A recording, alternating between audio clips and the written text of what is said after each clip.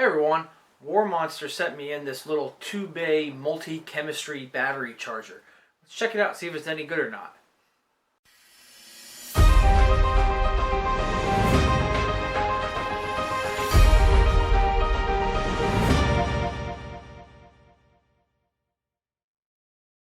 So Warmonster, aka Warmonster, from Amazon sent me in this nice little universal battery charger. It's a 2-bay version. We'll pop it open here in a minute and take a look at it. But it has an LCD. It's good for lithium ion, nickel metal hydride, and lithium iron phosphate batteries. They're the 3.2 volt batteries that you usually see in like solar lights and stuff like that. And it can be powered two ways. It can either be powered by a barrel jack at 12 volts or mini USB at 5 volts. And they say on the front here it supports lithium ion 3.7 volts. The most popular, of course, being the 18650 batteries.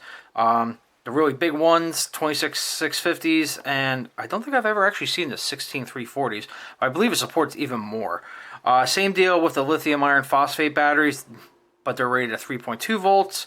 Nickel metal hydride, it can do 1.2 volts at C, AA, AAA, and it doesn't say it on here, but it does say it on the Amazon description. It will also do 9 volt battery nickel metal hydride, and also nickel metal hydride lithium ion 9 volt. Okay, it'll do both versions for 9 volt. That's why I didn't see it there. So let's go ahead and pop it open and see what we got.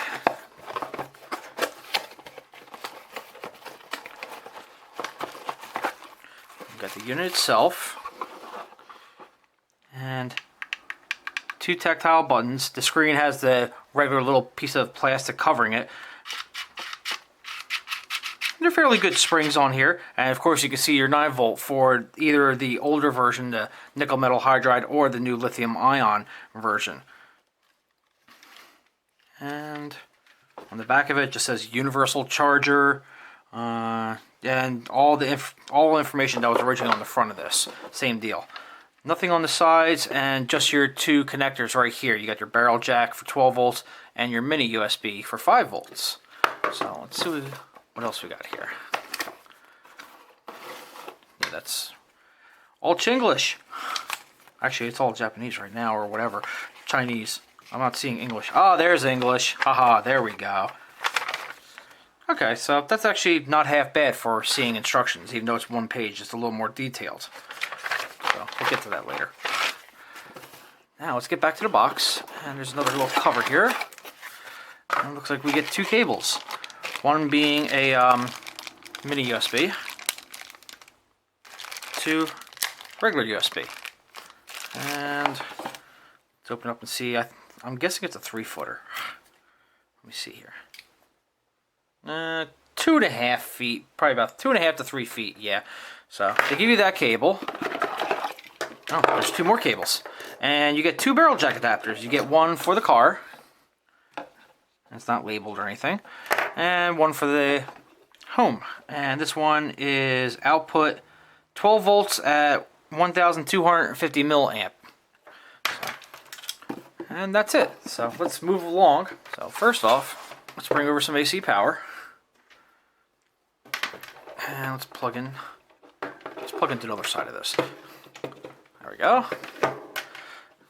And let's bring the unit on over and plug in the power jack. Okay, we got a green backlight, and it looks like it's defaulting to lithium ion.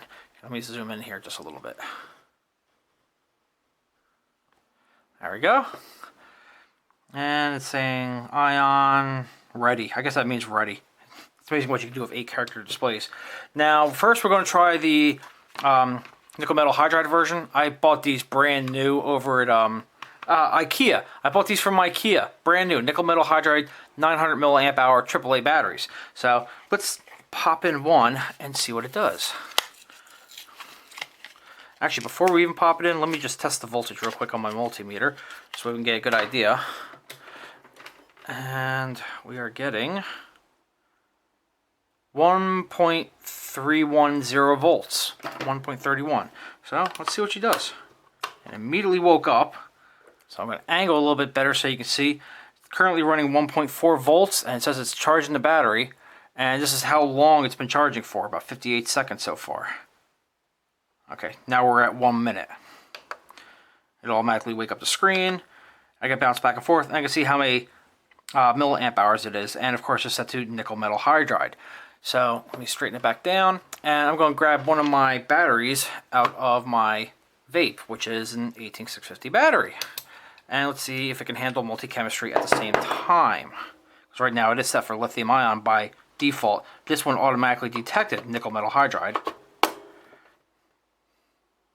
And now the timer automatically starts up. It says it's charging. Press that button, 0 milliamp hours, 9 seconds.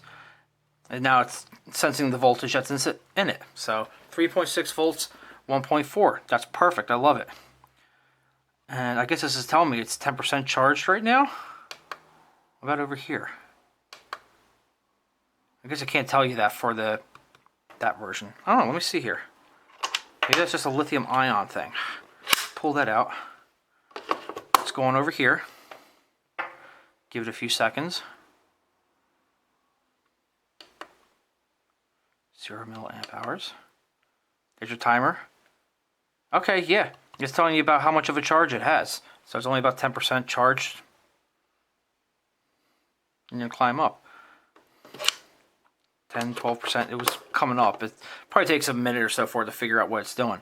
Now see how this one's still set for lithium ion right now? This is auto sensing. So if I plug this back in, give it a few seconds.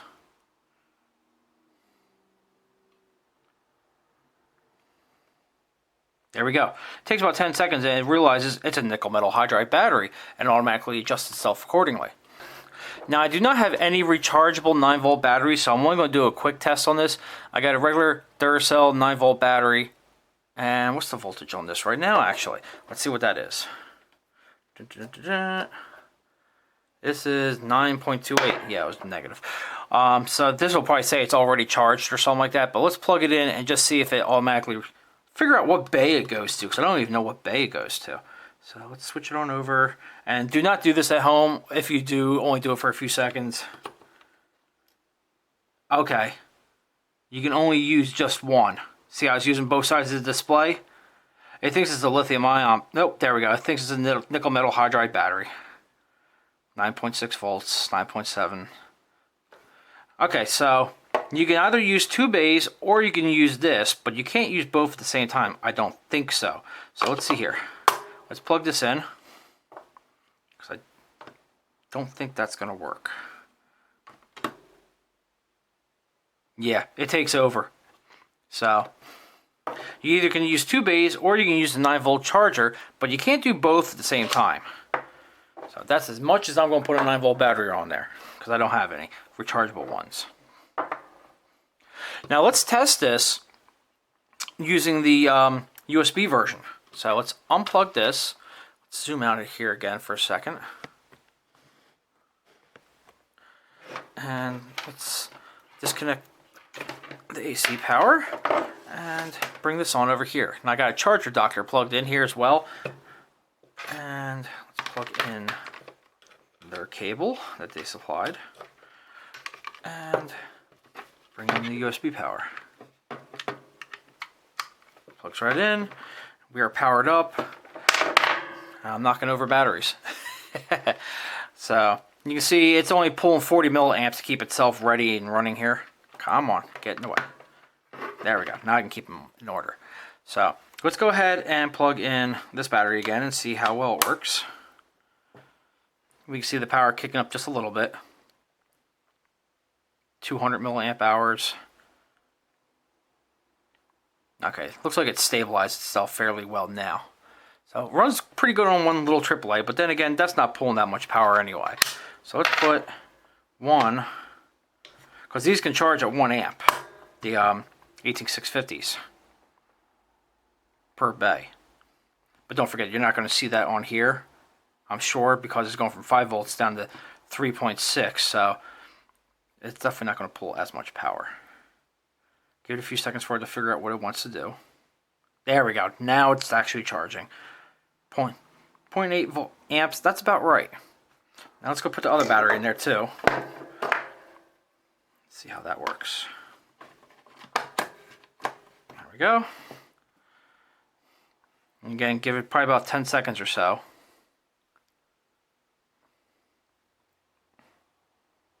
Okay, good. Yep. So you only get the percentage when you're messing with lithium ion. You can't do that with nickel metal hydride. Now again, make sure when you're using the USB version, the USB hookup on this, to use a 2 amp rated wall adapter. This way you have the best results from this. And never plug it into your computer. Okay, so I replaced this battery with a fully charged battery just to see what it would do when it hit end. As you can tell, it only ran 55 seconds and it realized it was 100% charged, stopped charging the battery, and it was happy. This one's been running for 28 minutes now. It's gone from 3.6 to 3.7 volts and from 9% to 13%. So it does update it in real time. Now the one thing you have to keep in mind when you're messing with lithium ion batteries, remember this unit can handle regular lithium ion plus also lithium iron phosphate batteries. The only thing is it cannot detect the difference because the voltages are so close. So before you put the battery in and it's telling you it's in lithium ion setting and it's in standby, hold it down and it will go down to lithium iron phosphate. You do need to do this before you put a lithium iron phosphate battery in this unit, otherwise it will overcharge them and then you could have a potential problem. If you want to switch it back, you just hold it for a second, it goes right back to lithium ion. Okay, so let's stop this part and open it up and see how good the build construction is. So flip it on over. Chances are we got 4 screws underneath these pads, just like any other manufacturer. These are pretty thick pads. There we go. Got it. And, yep, little Phillips. So let me get this open.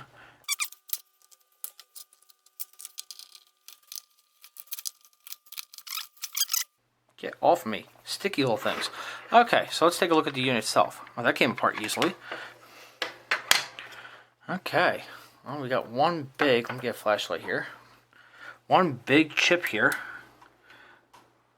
that is unidentifiable because everything's scratched off on it. So, unfortunately, we cannot identify that chip. But it looks like all the solder spots are really good. I don't see any bridges, I don't see any cold solder joints. You got 2 wires running over here to your 9-volt battery part. There's your springs and everything. I wonder if I can get this whole thing out, because I don't see anything actually retaining it. Let's see if I get hit by springs. Oop, there goes the spring. I'll have to find that later. Let's get rid of that spring. A little more gently this time. And let's see here. These rails are connected. Let me see here. Let's see if I can get underneath this rail. Lift the whole thing on up. I think this twists out. There we go. They twist out. I can get those out of the way. These rails are connected. Okay. The only thing that's holding this up is the 9-volt, so let's get the 9-volt out of the way. Really small screws.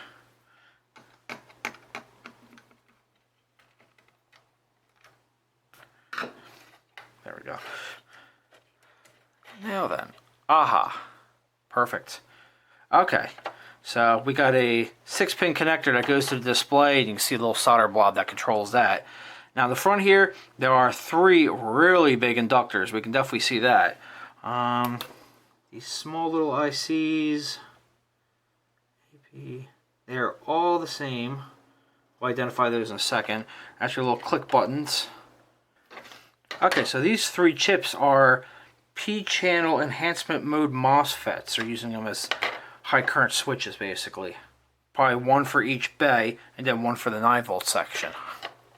So yeah, there isn't that much to identify in here, other than the solder job is really good. They're using MOSFETs for the switches. They have fairly nice current limiting, or current sense resistors, 1 on each side here. I don't see 1 for this 3rd one, at least not off the top of my head. They must be reusing. They're probably reusing one of these, since when you use a 9-volt, you disable one side or the other, so they're probably reusing it for that as well. And unfortunately this chip is not identifiable, which probably has all the programming in it whatsoever. And I don't see any programming headers anywhere, so it's not like you could tap into it and try to dump the programming or anything. So I have no clue if it's a PIC microcontroller or what, but... So there you go. For $25 off of Amazon, they sent me this unit to review, and it's not bad. I actually like the fact that it slow charges. It's only a maximum of 1 amp on the lithium-ion batteries if you're only charging one, but it splits that power between the two if you're using two of them. So it's about 500, maybe 450 milliamp hours. My reasoning for why it's good for being slower, you don't heat the batteries up nearly as much, so you get more longevity out of them. Lithium-ion batteries do not like heat. Granted, you can get ones that can charge these at 1.5 or 2 amps each cell really quick, but instead of getting like 500 to 800 cycles out of it, you're only going to get maybe 100 if you're lucky, because you're going to heat the batteries up really close to the point where it gets dangerous. So I like the slower charging and just have extra batteries available. It also handles the AAA batteries perfectly fine, of course any nickel metal hydride battery, and it does both versions of the 9 volt. Not that I use it, but if you're the type of person who has multi-chemistry needs, this is perfect, especially if you're using regular rechargeable AAA batteries in your remote control for your TV, your DVD, Blu-ray, whatever, and you still have like a flashlight that uses AT650s. It'll do everything for you. Plus, it comes with that USB cable, the AC adapter, and even the car adapter as well too. So it's not bad for $25. Pretty cool. I'm going to have fun with it. So if you have any questions or comments, go ahead and leave them down below. Thanks.